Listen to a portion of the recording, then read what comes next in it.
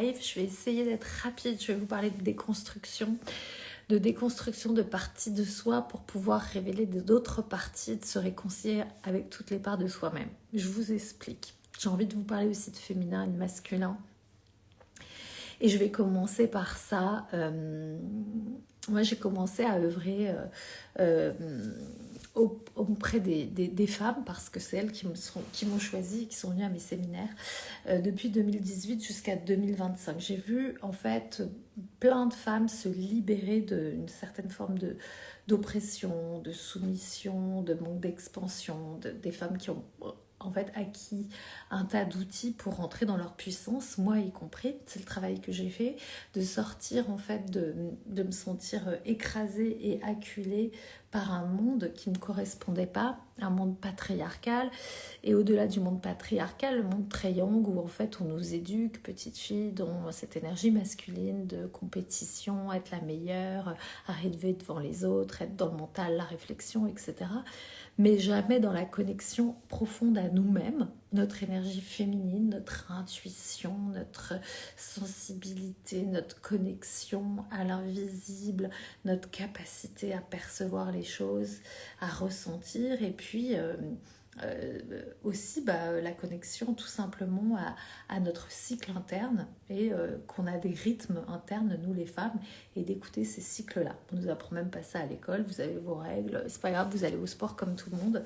Voilà, donc il y a des choses comme ça dans lesquelles on a été obligé de rentrer dans des cases et dans des moules, nous les femmes, je parle pour les femmes, et puis je sais qu'il y a de plus en plus d'hommes qui me suivent, donc bienvenue, vos avis comptent, donc n'hésitez pas. Donc on a été éduqués, voilà, comme ça. Donc tous ces outils qui sont sortis depuis 2020, depuis 2018, depuis 2019, 20, etc., jusqu'à 2025, nous ont permis de nous reconnecter à cette partie de nous-mêmes, de nous réapproprier des espaces et de nous expanser. Je dis souvent à mes clientes, voilà, entrez dans votre puissance, expansez-vous, etc.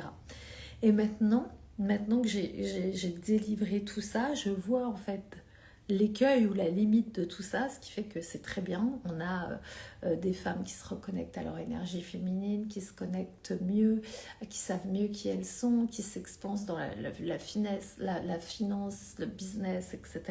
Et on peut se déployer à un certain niveau. En parallèle, on a ce monde de domination patriarcale, abusive, qui s'écroule, qui s'effondre. Cette pyramide est en train de s'effondrer depuis 2020 en même temps. Donc voilà, ça permet de rééquilibrer les pôles, on va dire, féminin, masculin.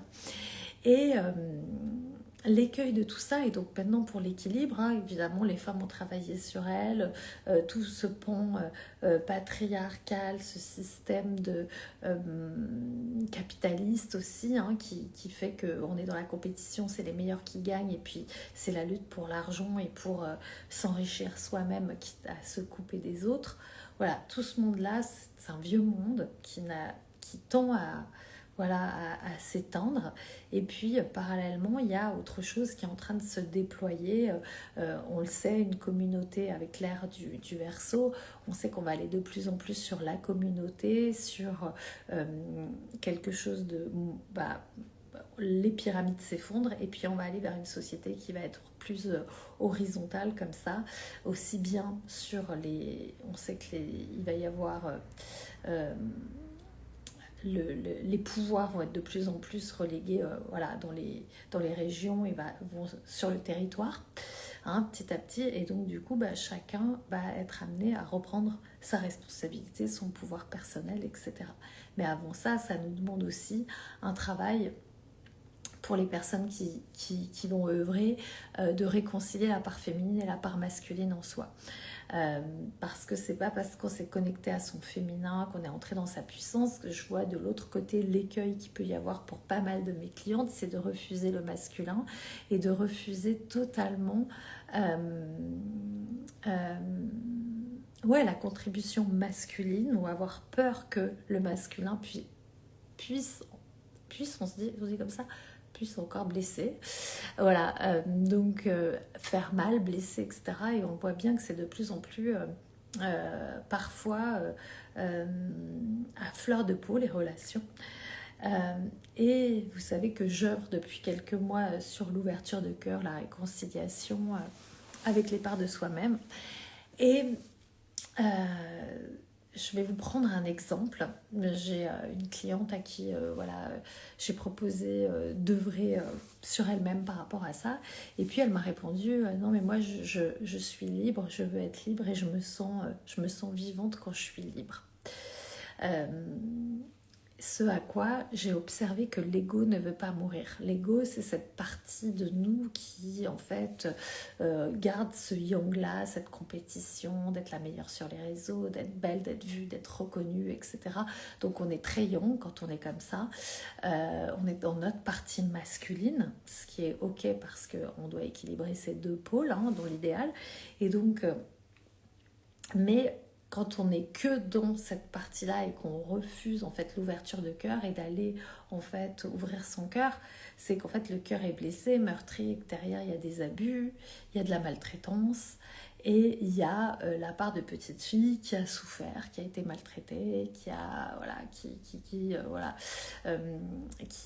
souvent on a mis sous le tapis en fait cette souffrance et puis on veut plus aller voir cette petite, on le voit même plus en fait, qu'il y a cette partie-là blessée de nous, cette petite part de nous qui est blessée, et du coup on continue la lutte, mais en continuant la lutte, en fait finalement, on ne fait que agrandir le fossé de séparation entre nous et les autres. Et l'ouverture de cœur, ça passe par plusieurs étapes, mais il y a un séminaire dont je vous ai déjà parlé de 2 jours qui s'appelle l'Université de la vie, qui permet en fait de rééquilibrer les charges quand on a vécu un trauma, un abus, une séparation difficile, une relation amoureuse qui s'est mal terminée, dans laquelle on est, toutes choses qui nous empêchent en fait d'ouvrir notre cœur et d'aimer à nouveau. Et ce que je vois, c'est que quand on refuse cet espace-là, et beaucoup de femmes puissantes refusent cet espace-là jusqu'à aujourd'hui, mais c'est que le début, parce qu'en fait, elles n'ont pas encore toutes les informations de ce que ça pourrait créer derrière de plus grand. Et puis, cet espace-là d'université de la vie, on ne le trouve pas sur les réseaux sociaux. Personne n'en parle sur les réseaux sociaux, à part The Inner State, où ça se passe. Mais en fait, on en parle très très peu. Et donc, du coup, vous n'avez pas les retours, vous n'avez pas les feedbacks. Donc, en fait, quand je viens vous en parler, vous pouvez avoir une espèce de frayeur ou de sentiment de rejet, un peu comme ça, ça va très bien, je vais rester avec ma puissance, je n'ai pas besoin d'aller plus loin. Moi, mon cœur, on verra plus tard, etc. Je regarde encore mes notes.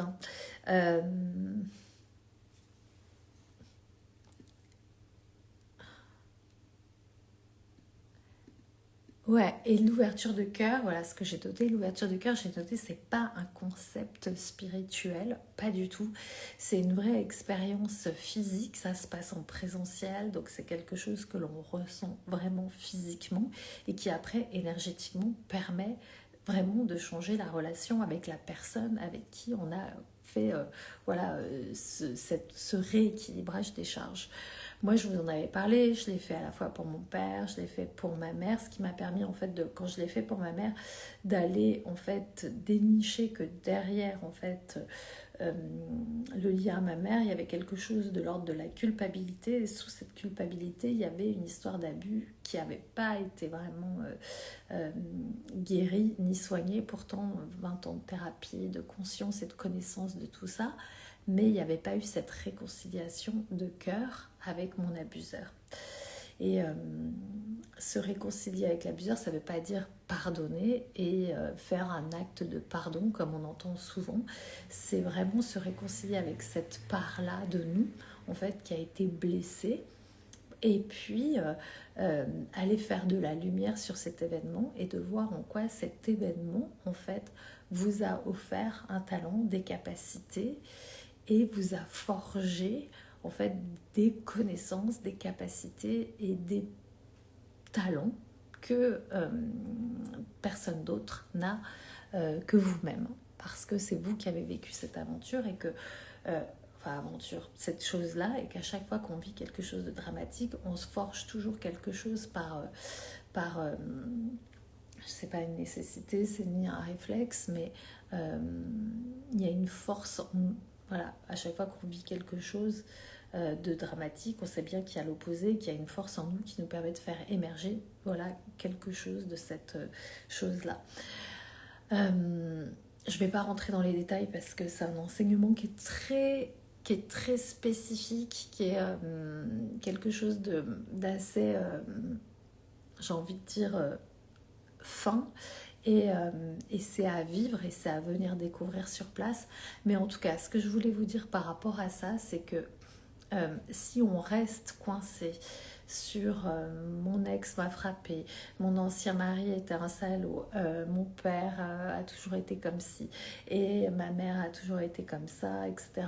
Et puis, si l'ouverture de cœur avec cette personne et le rééquilibrage ne s'est pas fait, et ben en fait toute sa vie on va porter en fait le point de vue négatif que l'on a sur cette personne, c'est-à-dire qu'on va passer son temps à la juger, à dire elle est comme ci, elle est comme ça, elle a fait ci, elle a fait ça, et déjà tous ces jugements, bah en fait ils s'engramment dans notre corps, dans les cellules de notre corps, hein, voilà, donc on s'alourdit de jugements et de points de vue sur quelqu'un qui peut être un membre de notre famille ou quelqu'un avec qui on a fait des enfants. Moi, je dis toujours à mes clientes que j'ai du mal à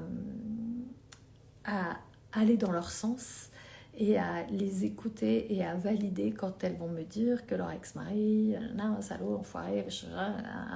Parce que, en fait, je leur dis que sous une autre forme, elles sont ce qu'elles critiquent de cette personne. Donc, en fait, tout ce qu'on voit chez l'autre et qu'on va critiquer, ce sont des micro-parts de nous que nous avons en miroir à l'intérieur de nous-mêmes, mais que nous ne voyons pas, que tout le monde voit, sauf nous. Donc, partout où en fait vous avez des énormes charges sur quelqu'un, ex-mari, père, conjoint, etc., en fait toutes ces charges que vous avez contre cette personne-là, vous les avez contre vous-même.